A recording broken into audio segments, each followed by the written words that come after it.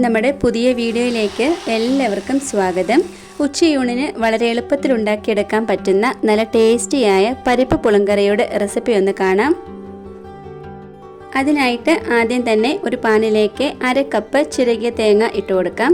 ഇതൊന്ന് ചൂടായി വന്നു കഴിയുമ്പം 1 ടേബിൾ സ്പൂൺ ഉഴുന്ന് ചേർക്കാം. പിന്നെ അതേ അളവിൽ തന്നെ മസൂർ ദാൽ ചേർക്കാം. ഈ ഒരു മസൂർ ദാലിന് പകരം സാമ്പാറിന് ഉപയോഗിക്കുന്ന തുവരപ്പരിപ്പുണ്ടല്ലോ, അതാണെങ്കിലും ചേർത്ത് കൊടുത്താൽ മതി.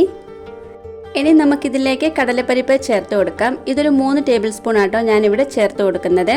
എരിവിന് ആവശ്യമായ വറ്റൽമുളകും കൂടെ ചേർത്ത് കൊടുക്കാം. നിങ്ങൾ ഇതിലേക്ക് മസൂർ ദാൽ ചേർത്ത് കൊടുക്കുവാണെങ്കിൽ കടലപ്പരിപ്പ് ചേർത്ത് കൊടുത്താൽ മതി. തുവരപ്പരിപ്പ് ചേർക്കുന്നതെങ്കിൽ കടലപ്പരിപ്പ് ചേർത്ത് കൊടുക്കേണ്ട ആവശ്യമില്ല.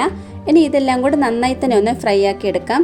നല്ലൊരു ഗോൾഡൻ കളറായി വരുമ്പോൾ 1 ടേബിൾ സ്പൂൺ മല്ലിപ്പൊടി, 1/2 ടേബിൾ സ്പൂൺ മഞ്ഞൾപ്പൊടി ചേർത്ത് ഒന്നുകൂടി ഒന്ന് മിക്സ് ആക്കി എടുക്കാം. ഏറ്റവും ലോ ഫ്ലെയിമിൽ വെച്ചിട്ട് വേണം ഇത് ഫ്രൈ ആക്കി എടുക്കാനായിട്ട്. ഇത് കരിഞ്ഞു പോയിട്ടുണ്ടെങ്കിൽ നമ്മുടെ ഈ ഒരു കറിക്ക് ഒരു ടേസ്റ്റും ഉണ്ടാവില്ല. ഇതാണ് ഇതിൻ്റെ പാകം എന്ന് പറയുന്നത്. ഇനി ഒരു ചട്ടിയിലേക്ക് ഒരു നെല്ലിക്ക വലുപ്പത്തിൽ പുളി എടുത്ത് കുതിർത്ത് അരിച്ചെടുക്കണം. വാളംപുളിയാണ്. ഇനി ഇതിലേക്ക് 1 കപ്പ് വെള്ളം കൂടെ ഒഴിച്ചു കൊടുത്ത് ഒന്ന് തിളപ്പിച്ചെടുക്കണം.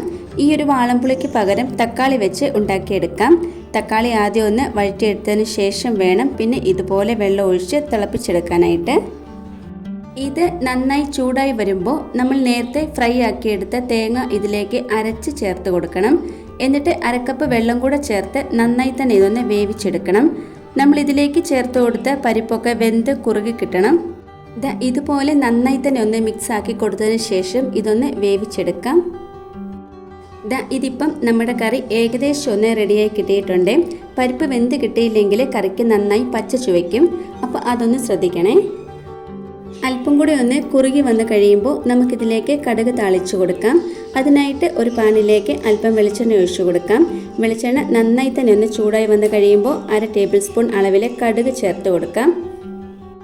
അതേ അളവിൽ തന്നെ ഉലുവ, അല്പം വറ്റൽമുളക്, ഇനി ചെറുതായി അരിഞ്ഞെടുത്ത ഉള്ളിയും കൂടെ ഒന്ന് ചേർത്ത് നന്നായി ഒന്ന് ഫ്രൈ ആക്കി എടുക്കാം. ഇതിൽ അല്പം കൂടെ എരിവൊക്കെ വേണമെന്നുണ്ടെങ്കിൽ ഈ ഒരു സമയത്ത് കുറച്ചും കൂടെ മുളക് പൊടി ചേർത്ത് കൊടുക്കാം. ഇത് നന്നായി ഒന്ന് ഫ്രൈ ആയി വന്ന് കഴിയുമ്പോൾ കറിയിലേക്ക് ഒഴിച്ചു കൊടുക്കാം. ഇനി ചെറുതായി അരിഞ്ഞെടുത്ത മല്ലിയില ചേർത്ത് കൊടുക്കാം. ഇതിൻ്റെ ടേസ്റ്റ് ഇഷ്ടമുണ്ടെങ്കിൽ മാത്രം ചേർത്ത് കൊടുത്താൽ മതി. ഇല്ലെങ്കിൽ ഇതിന് പകരം അല്പം കറിവേപ്പില ചേർത്താലും മതി. ഇത്രയുള്ളൂ ചോറിൻ്റെ കൂടെ ഒഴിച്ചു കഴിക്കാൻ പറ്റിയ ടേസ്റ്റിയായ പരിപ്പ് പുളിങ്കറി ഇവിടെ റെഡി ആയിട്ടുണ്ട്. നല്ലൊരു ടേസ്റ്റ് ആട്ടോ ഇത് കഴിക്കാനായിട്ട്. ഇതുണ്ടെങ്കിൽ മറ്റു കറികളുടെ ഒന്നും ആവശ്യമില്ല. ഇതുപോലെ ആരും ഉണ്ടാക്കി നോക്കിയിട്ടില്ലെങ്കിൽ തീർച്ചയായിട്ടും ഒന്ന് ട്രൈ ചെയ്ത് നോക്കണേ. ഇന്നത്തെ നമ്മുടെ ഈ ഒരു റെസിപ്പി എല്ലാവർക്കും ഇഷ്ടമായി കാണുമെന്ന് വിചാരിക്കുന്നു. ഇഷ്ടമായിട്ടുണ്ടെങ്കിൽ ലൈക്കും കമൻറ്റും സബ്സ്ക്രൈബും ഒന്നും ചെയ്യാൻ മറന്നു പോകരുത്. അടുത്തൊരു വീഡിയോയിൽ കാണാം. താങ്ക്